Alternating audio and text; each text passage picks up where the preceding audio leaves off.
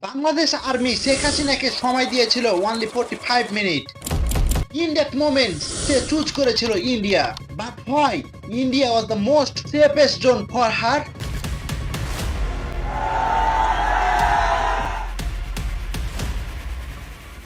সেনাবাহিনীর প্রধান স্ট্রেট কাট শেখ হাসিনাকে জানিয়ে দিয়েছিলেন, আপনার হাতে অনলি 45 মিনিট সময় আছে, আপনি দেশ ছাড়ুন, আর যদি না ছাড়েন তবে হয়তো ইতিহাস অন্য কিছু লিখবে।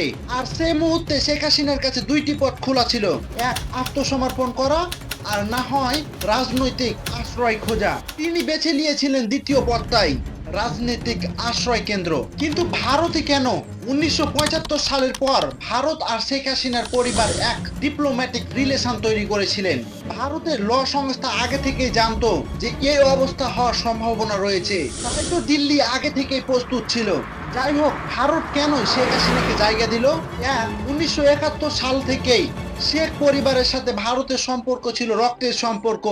2, ভারত রাজনৈতিক শরণার্থীদের নেওয়ার জন্য কোনো দ্বিধাবোধ করে নাই। আর 3, ভারত এমন একটি জায়গা যেখানে আন্তর্জাতিক চাপ ও ডিপ্লোম্যাটিক নিরাপদ প্ল্যাটফর্ম রয়েছে। আর তাই ভারত ছিল শেখ হাসিনার সবচেয়ে নিরাপদ গন্তব্য।